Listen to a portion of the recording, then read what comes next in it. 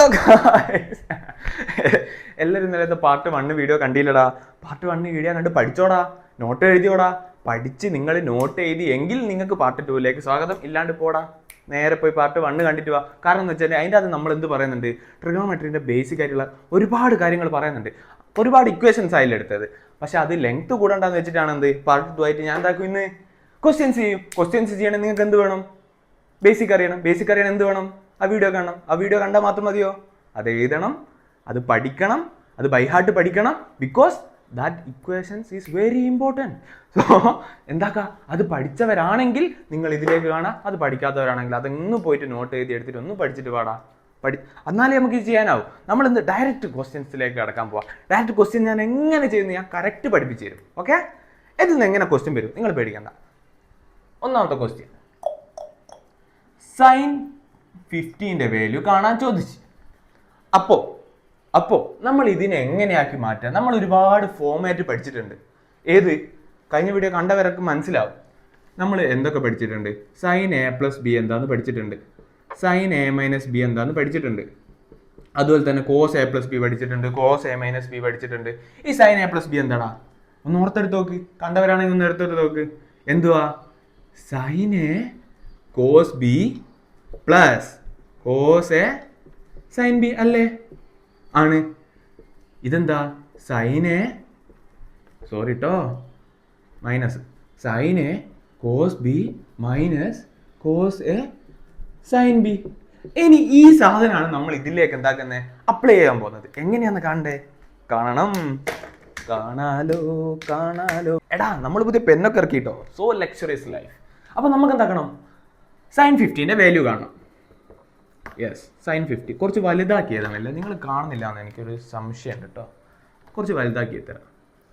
Sign 50 ഇതെന്ത് ഫോമിലേക്ക് മാറ്റണം? നമുക്ക് സൈൻ 15ന്റെ വാല്യൂ അറിയില്ല, ബട്ട് നമുക്ക് അറിയുന്ന കുറച്ച് വാല്യൂസ് ഉണ്ട്. എന്തൊക്കെയാ? സൈൻ 45ന്റെ വാല്യൂ നിങ്ങൾക്ക് അറിയില്ലേ? എത്രയാ? 1/√2 അല്ലേ? സൈൻ 60ന്റെ വാല്യൂ അറിയില്ലേ?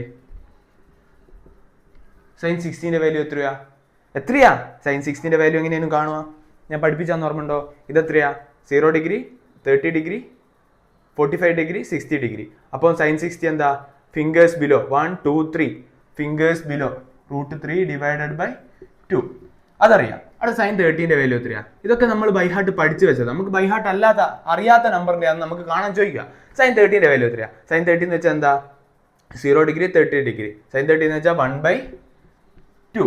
അതുപോലെ തന്നെ കോസ് 45 എത്രയാ? അത് സെയിം ആട്ടോ. കോസ് 45ഉം സൈൻ 45ഉം എത്രയാ? 1/√2. അടുത്ത കോസ് 60 എത്രയാ? കോസ് 60 1, 2, 3 ഇതാണെന്ത്? 60ന്റെ angle fingers above divided by 2 എത്രയാ? 1/2. അടുത്ത കോസ് 30 എത്രയാ?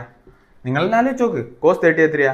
കോസ് 30 ഇതാ 1, 2, 3 √3 ഡിവൈഡഡ് ബൈ 2. ഇതാണ് ഞാൻ പറഞ്ഞ ട്രിക്ക്. എന്ത് നിങ്ങൾക്ക് പറഞ്ഞു തന്നില്ലേ? ആ ട്രിക്ക് പഠിച്ചാൽ ഇത് എളുപ്പമല്ലേ? അങ്ങനെയാണെങ്കിൽ ഇതെന്ത് ഫോമിലാണ് ഉള്ളത്? സൈൻ എ പ്ലസ് ബി എന്നുള്ള ഫോമിലാണ് ഉള്ളത്. ഈ ഫോമിലേക്ക് നമ്മൾ ഇതിനെ മാറ്റിയാൽ പോരെ? എന്നാൽ നമുക്ക് വാല്യൂസ് കണക്കാക്കാൻ പറ്റൂലേ? മനസ്സിലായില്ലാലോ? പറഞ്ഞുതരാം. ഈ സൈൻ 15 നമുക്ക് എങ്ങനെ എഴുതാം? Sine 45 minus 30. ഈ ബ്രാക്കറ്റ് എന്താ?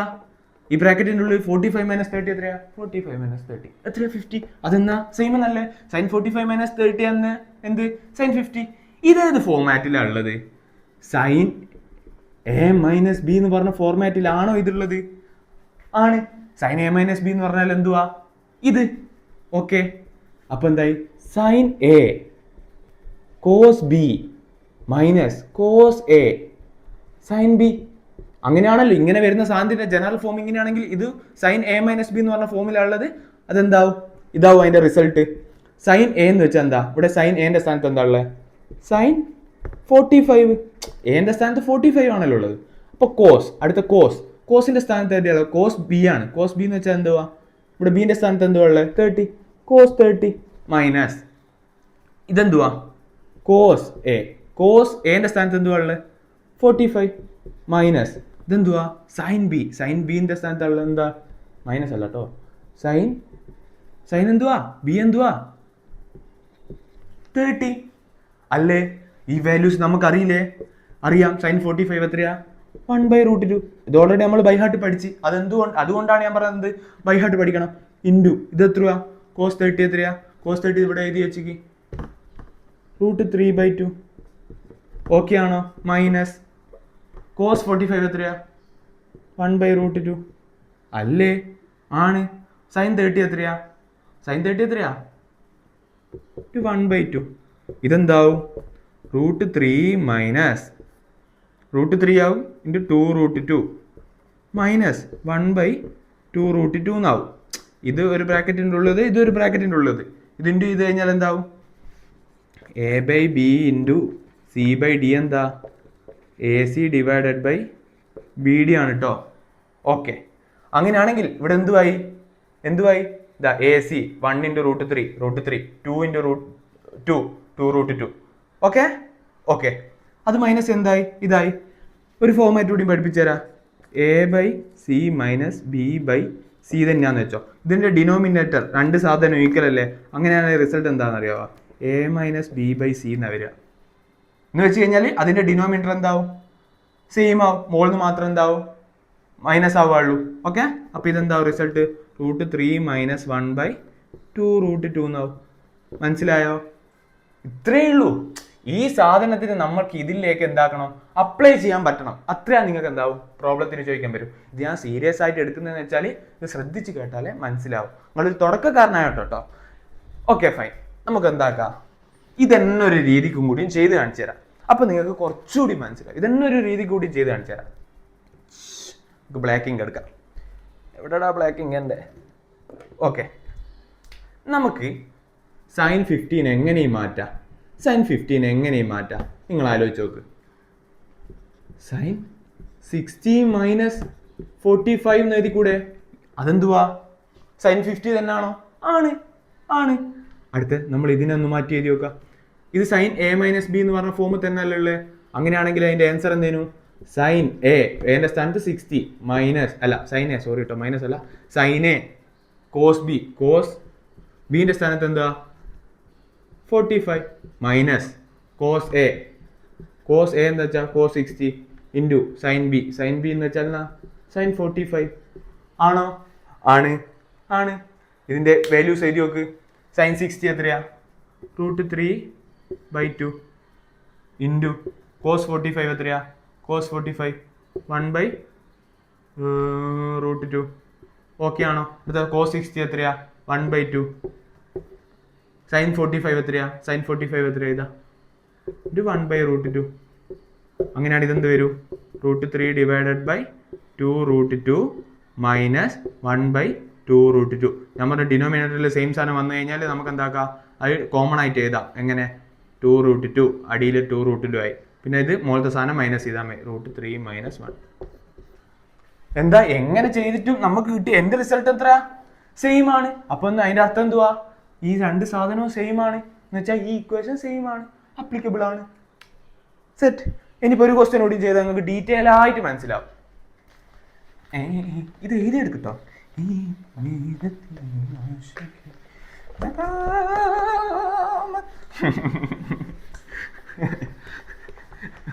അയ്യോ വയ്യേ കരയാൻ വയ്യേ പൂണെ പോട്ടെ. അടുത്ത് നമ്മൾ ചെയ്യാൻ പോകുന്ന ക്വസ്റ്റ്യൻ ഏതാ? ഇത് നിങ്ങൾ സിമ്പിൾ ആയിട്ട് പറയും. കണ്ടോളെ ആൻസർ ആട്ടോ. അടുത്ത ക്വസ്റ്റ്യൻ tan 75 ആണ് നമ്മളെ ക്വസ്റ്റ്യൻ. tan 75 കാൽക്കുലേറ്റ് ചെയ്യണം. നിങ്ങൾക്ക് tan 75 എന്തുവാന്ന് അറിയില്ല. നിങ്ങൾക്ക് ഒരു ഇക്വേഷൻ അറിയാം. എന്ത്? tan a plus b എന്തുവാ?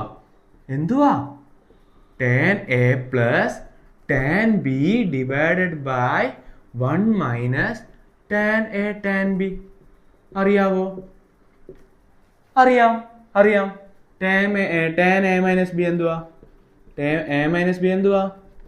tan a minus tan b divided by 1 plus tan a tan b. നമ്മൾ ഇക്വേഷൻ പഠിച്ച്.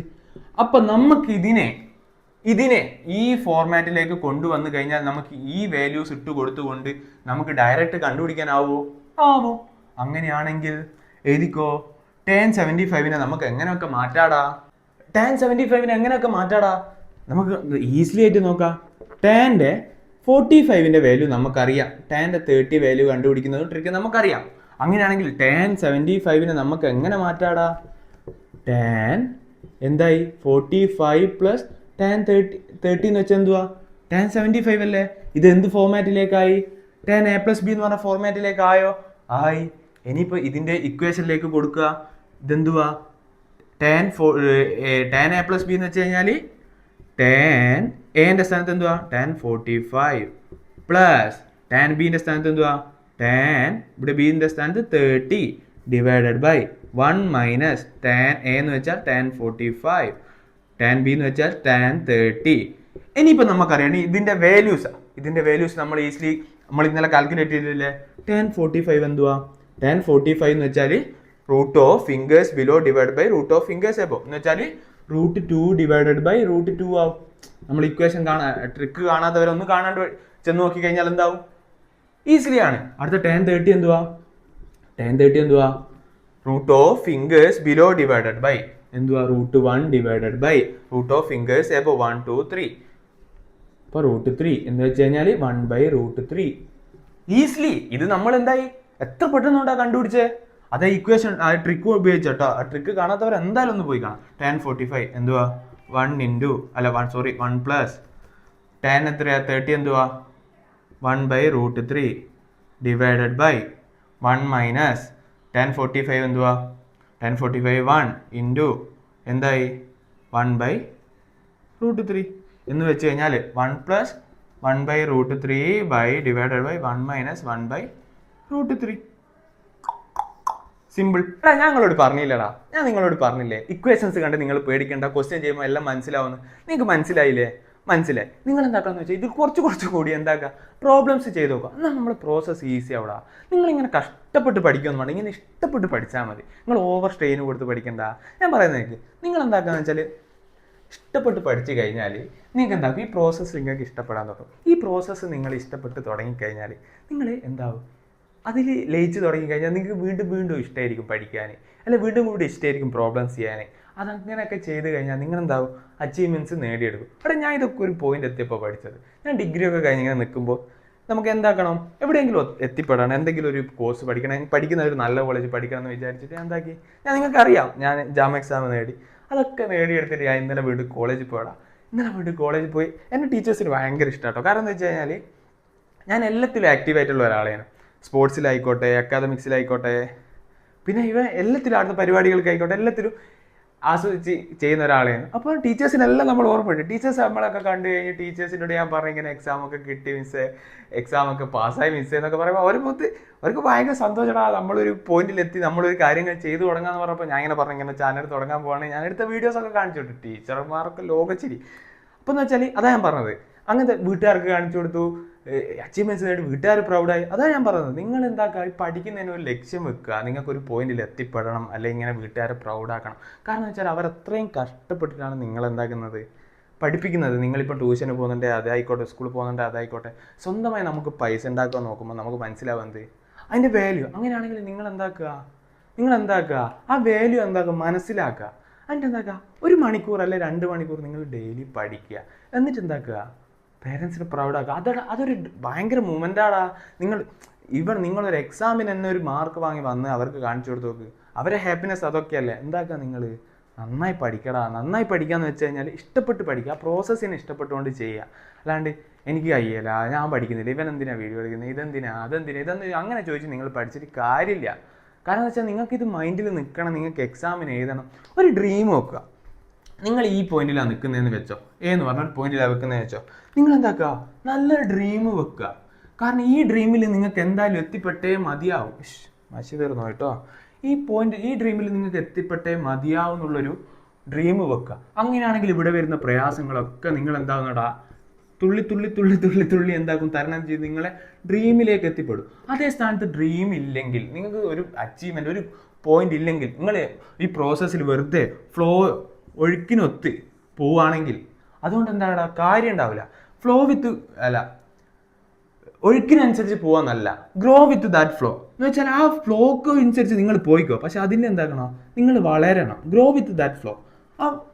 ഒഴുക്കിനനുസരിച്ച് വളർന്നുകൊണ്ട് പോകടാ. അപ്പോൾ നിങ്ങൾക്ക് ഈ പ്ലസ് ടുവിൽ എൻഡിൽ നിങ്ങൾക്ക് നല്ല മാർക്ക് വേണമെന്ന് വെച്ചാൽ നിങ്ങളുടെ റിസൾട്ട് നിങ്ങൾക്ക് നല്ല മാർക്ക് വേണമെന്നാണ് നിങ്ങളുടെ ഡ്രീം എന്ന് വെച്ചോ. നിങ്ങൾ എന്താ ഡ്രീമൊക്കെ കുറച്ചുകൂടി കയർത്തി വെക്കും. നിങ്ങൾക്ക് നീറ്റിന് പോകണം, അല്ലെങ്കിൽ ജെയ്ക്ക് പോകണം, ഒരു എഞ്ചിനീയർ ആവണം, അല്ലെങ്കിൽ IIT പഠിക്കണം, അല്ലെങ്കിൽ NIT പഠിക്കണം, അല്ലെങ്കിൽ നിങ്ങൾക്ക് എന്താകണം ഡോക്ടർ ആവണം. നിങ്ങളൊക്കെ ജസ്റ്റ് വെറുതെ സമയം കിട്ടുമ്പോൾ നിങ്ങൾ NIT എന്നോ IIT എന്നൊക്കെ ഒന്ന് സെർച്ച് ചെയ്ത് നോക്ക്.